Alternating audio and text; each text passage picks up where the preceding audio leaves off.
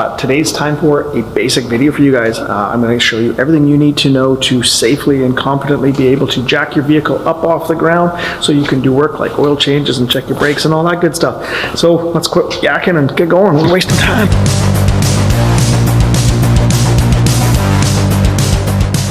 Before we get started, there's one thing that we need to figure out first, which is what type of vehicle body we have. Now, there's really only two types nowadays. There's unibody, which is going to be just about anything brand new, and unibody is where the factory has stamped pieces of sheet metal that the robots at the factory weld together, and it makes one complete unit, right? Otherwise a unitized body, but otherwise slang we call it unibody. So anything new, except maybe trucks, is going to be unibody. And then the other type is called body on frame. So we still have a sheet metal body that's put together and spot welded at the factory, but the difference is that body is bolted to a frame.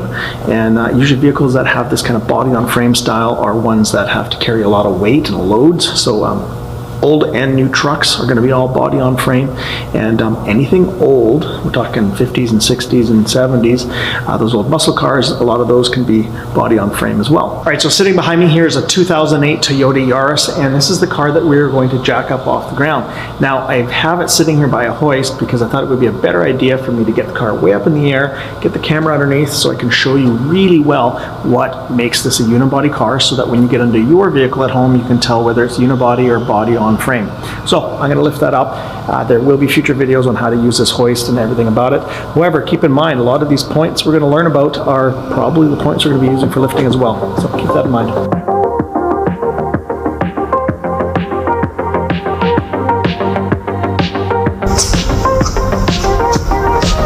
Okay, now that it's lifted up in the air, it's a little bit easier for me to film for you guys, but for you, you just get your head underneath, get a flashlight, and look at what is under your vehicle. My first clue that this is a unibody is the fact that this is a newer vehicle, so I've got that going for it already. And then when I look under here, there is no frame rail. There's no massive, big, strong structural piece of steel that runs from the front bumper all the way to the back of the bumper. It's just not here, so this is already a unibody in my mind. So when you're looking at your car, you've got your door panel right here, and then right underneath the door panel is your rocker panel. Okay, now if you follow that sheet metal down underneath, where it goes into a little lip, this part right here, that's where it's meeting the lip of the floor pan. And where those two come together, this is called your rocker panel lip. Okay, now this is the strongest part of the unibody, and it's designed to hold the vehicle's weight. Now, they often put also a notch or a mark or an arrow or a rubber pad or a hole where there's a certain spot where they want you to lift it from. So in this case, this is the rocker panel lip, and you can see that there's two little notches. So they're telling you that you should put your pad or the jack or the safety stands right between these posts. And what usually that means is they have a second or even a third piece of sheet metal built into that spot to reinforce that spot so it's strong enough for you to lift on without damaging the car. But this part of the rocker panel lip is just behind the front wheel, and so there will be the exact same thing at the rear of the vehicle where I have placed the other pad on the hoist. So right in here, there is the two notches, and we are on that rocker panel lip. All right, now that we know that this is a unibody vehicle, we still need to know where we can safely roll a hydraulic floor jack underneath and somewhere safe that we can lift the front of the car up so that we don't cause any damage. Now, places you do not want to lift the vehicle up off are things like plastic bumpers or any kind of like wind guards. Nothing fragile like an engine oil pan or a pan under a transmission. You don't want anything under your steering or suspension components. None of that is designed to lift the vehicle up off the ground. So what we are looking for is something called a cross member, and what it looks like is a very strong structural piece of stamped steel that usually is underneath the motor and runs sometimes from the left to the right and sometimes from the middle of the car from the back to the front. In this case, we have a cross member right here.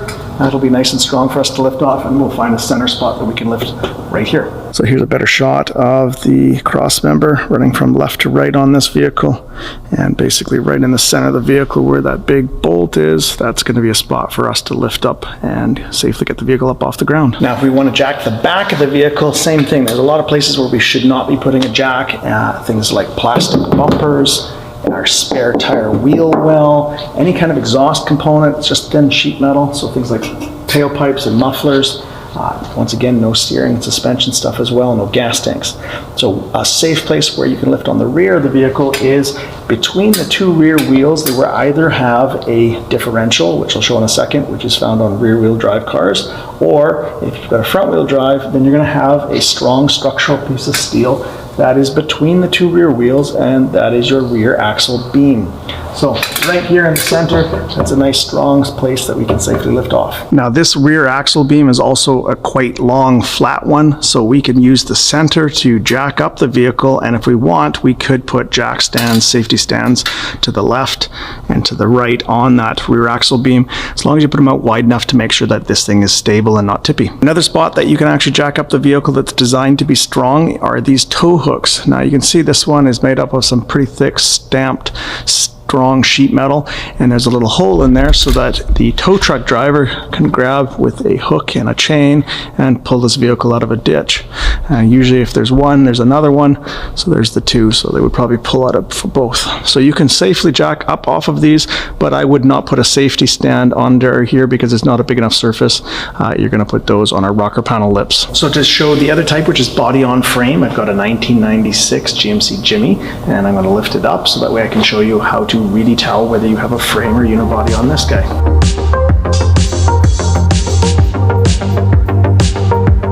All right, cool, let's check this one out. All right, now in this case, this one's really quite obvious. You get underneath and what you're looking for is a big, strong, structural piece of steel. And it can be a C shape or it can be completely boxed in. Main thing is that it continues all the way to the front bumper and all the way to the back. Another dead giveaway for having a frame is that the body is separated from the frame. So there's a gap in here. And the way that this body is mounted to the frame is usually there's some rubber bushings and there's about 8 to 10 bolts that bolt it together. Now, really important to note, once you know you have a frame, technically these bodies can really sometimes look like they've got a rocker panel lip still. However, those are not structurally strong enough to lift the entire frame off the ground, and you will damage your vehicle. So if you have a frame rail, you are not jacking up or putting safety stands underneath your rocker panel lip.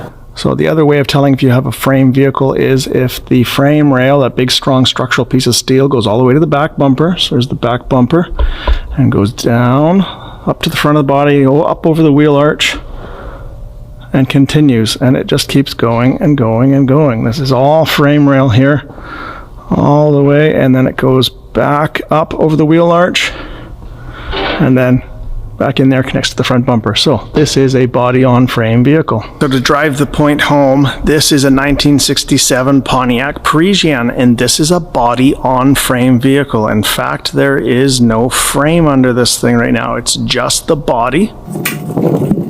And this is the frame. So those two would bolt together with bushings and bolts. So body on frame. So for lifting the front of a body on frame vehicle, you're going to go underneath where the engine is, and you are going to look for a very strong structural piece of steel. Once again, that's our cross member, and it's going to be running from left to right on a body on frame vehicle because it usually attaches to the left and right frame rails. So what we're going to do is find somewhere right in the center here and balance our pad of our hydraulic floor jack right underneath and lift up there. If I want to lift the back of a body on frame vehicle, usually those vehicles are rear wheel drive, meaning that there is going to be a drive shaft going into a part here called a differential, and this differential is designed to hold the weight of the vehicle. So the center of this big round orange part, otherwise known as the pumpkin, right here is where you can safely put the pad of your hydraulic floor jack and lift the back end of the vehicle up. Now once you have it up and you want to put some safety stands, you can either put them on the frame rails or you can put them on the axle tubes to the left and right here. Just put them out wide enough that the vehicle isn't tippy from side to side. Now once you've lifted the front or the back of a body on frame vehicle, you're going to want to support it with some jack stands. So you can put these anywhere on this frame rail as long as it's on a flat section, not where it's starting to curve or angle up. And when you place it somewhere, make sure that there's no fuel lines, brake lines, electrical wires are going to get pinched when you put them there. Now, something really important to note, if you're looking underneath your car and you're looking at the spots that I just told you to safely lift off, like your rocker panel lips or the frame rails, and you start seeing stuff like this where there's rust, unbelievably amounts of rust and pieces are missing in the spots I've told you to lift off, you're gonna have to find somewhere else that I've mentioned that's safe to lift, because this is just dangerous. You're asking for this car to fall down and crush you to death. All right, now that we know where we can lift up safely on body on frame and unibody vehicles, let's lower this guy down, and I'm gonna show you how to do that with a hydraulic floor jack. Now, to be able to lift up your vehicle so you can work on it, you're going to need a couple things. You're going to need a rolling hydraulic floor jack, you're going to need a set of jack stands, and you're going to need a set of wheel chocks. Now, before you attempt to lift your vehicle, whether it's a car or a truck or something even heavier, it's really good practice to check what the actual safety ratings of your lifting equipment is. So these jack stands have a 4-ton or 8,000 pound rating, so you're going to make sure that your vehicle is not heavier than that, otherwise these are going to fail on you. And same thing with your lifting jack, so make sure you buy one that's an appropriate amount for your vehicle. And if you don't know what the weight of your vehicle is, you look in your driver's side door. It's either on a sticker or a decal on the end of the door, or it's in the door jamb like this. No, it's right here, but I'm going to turn it so you guys can see it better. So what we're looking for is GVWR, greater vehicle weight, and this one is 1,495 kilos.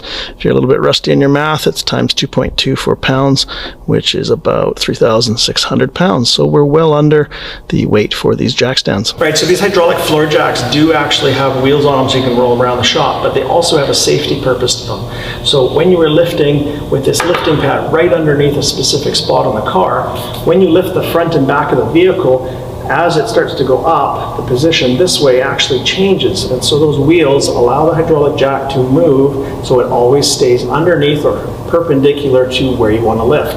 If you didn't have them or the wheels were locked, then as you lifted the vehicle up, the jack would have no choice but to start tilting, and eventually that would get too much of an angle and it would actually fall out from underneath the vehicle. Now, to use this hydraulic floor jack, we actually have to lock the handle, which acts as a valve. So we're going to go clockwise or righty-tighty, and then as you pump the handle up and down, you'll notice that this pad starts to lift up, and that can start lifting our vehicle. Now, when we want to lower the vehicle, we have to turn the handle counterclockwise, and we can control how fast this goes. It's not an on-off switch. Think of it as a valve allowing a small amount of water to come out depending on how much we open it up. So as soon as you notice that the car is lowering down, you can just let it go that slow and not continue to turn the handle. So counterclockwise on the handle, and you can lower it down. Now, we really don't want this vehicle to start moving or roll away on us as we start lifting this vehicle up. So there are 3 things that we can do to prevent that from happening. The first thing we can do is we can operate the parking brake or the emergency brakes. Now, some cars have it in the center console like this one.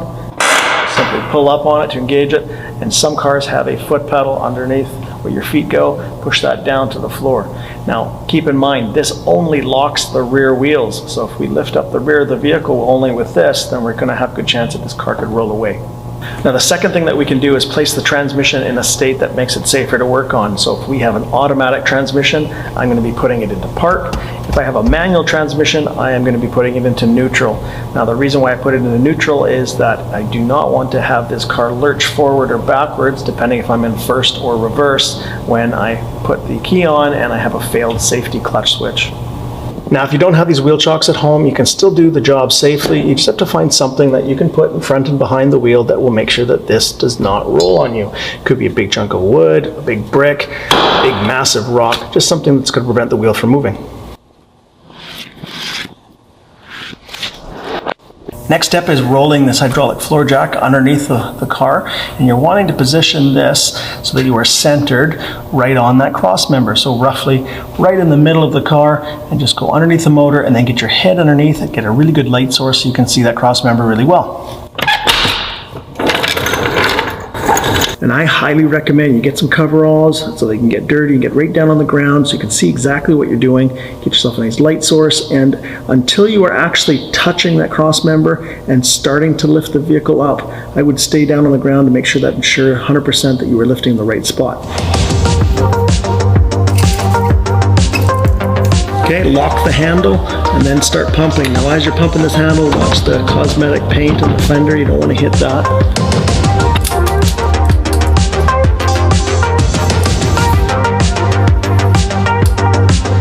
Once you got this vehicle starting to lift up off the ground and you for sure are in the right spot, then you can get up off the ground and safely know that you're lifting up properly.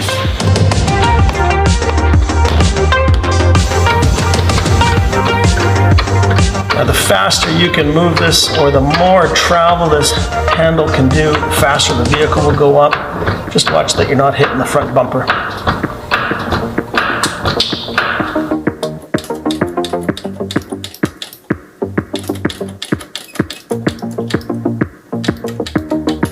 It's really common for people when they're starting out to not lift the vehicle high enough. So get the vehicle lifted up off the ground quite high. That way we have lots of room to work in here. We don't want to be cramped and not enjoying our experiences working on cars. We want lots of room to work. And keep in mind, we're going to lower it on a jack stand, so that's going to lower it a little bit too. There's a really good shot of our lifting point right off of that cross member. Kind of a funky cross member in this car. So now that we have the front end lifted up, it is not safe to get under this vehicle. If that hydraulic jack decides to fail, or if it slips out from underneath our lifting point, we're going to get crushed to death by this vehicle. So you always use these safety stands when you're using a hydraulic floor jack. Now we're going to put those stands right about a foot behind the front wheel there on our rocker panel lips. That way we're closer to the front, so we're not tippy from front to back when we put it down on the jack stands. So here's our rocker panel. Run our hand down till we find a rocker panel lip, and then these two notches are letting us know that they have made this spot really strong. So we are going to center our jack stand right there, right between these, and we're going to turn this 90 degrees to that. So all you do is you line it up, lift up on the yellow. If it falls down a bit, that's okay. And this is the other side, the passenger side. There's our rocker panel. Run our hands down. There's our rocker panel lip. And in this case, there are the two notches, so we're going to center it right there.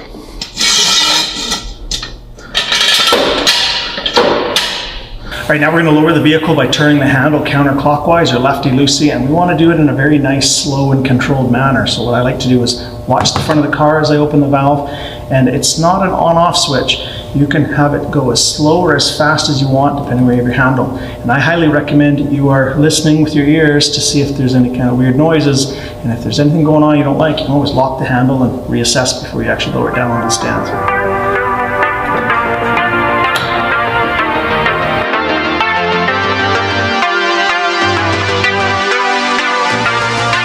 Now, if I'm doing something like taking my front tires off or checking the front brakes, checking wheel bearings, and I don't actually need to be in here where the jack is, it's always not a bad idea just to leave it in that position. That way you got kind of like a third safety in case something's to happen to those jack stands. Now, I would not leave the handle laying down, otherwise there's a good chance you're going to trip and fall over it. So what I would do is put it right up so that you don't have that happen. Or maybe you do need this room because you're doing an oil change now. So if that's the case, then just simply lower the hydraulic floor jack and roll it out of the way. Okay, at this point you're ready to get in there and do some work, but there is one thing that we can do to make this 100% safe rather than just crawling underneath and hoping we set it up properly. And all you do is you go to the front of the vehicle, give it a good shake, make sure it's stable, we don't have anything kind of going ooh and tippy and could possibly fall on you once you get underneath the car. Now, if I want to lift the rear of this vehicle, the only thing I have to change is I have to put these wheel chocks up to the front wheel because that's the side of the vehicle that's going to be still on the ground. Now I'm going to show you how to jack up the back, and it'll be the same as if I was only doing the back of the vehicle, but in this case I'm actually going to show you how to put the vehicle up on 4 stands, and this might be useful for changing your tire rotations. That way all 4 wheels are off the ground. So once again, for lifting the back of the vehicle, I'm going to position this round pad on the hydraulic jack right in the center of the vehicle, slide it in underneath and under our differential, or in this case, that rear axle tube, and get it lifted up off the ground.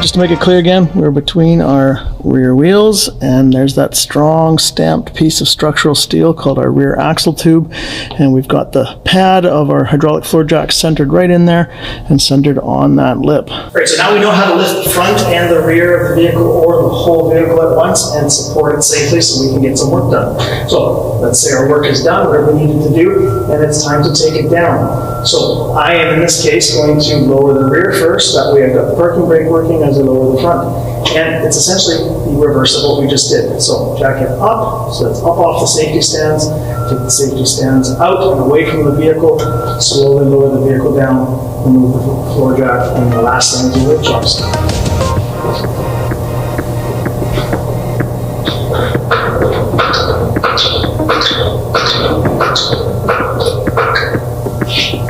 Watch your fingers here. You shouldn't have anywhere here. Just lift up on the handle. You get your fingers there. Sometimes you get pinched with that. And before you start lowering the vehicle, if you've got the handle up like this and you start lowering it, then it's going to come down and scratch the paint on the handle. So you're going to have to give it a pump up and give the left UC counter clockwise turn down here so that we're not scratching it up and scratching up like Japanese Maserati.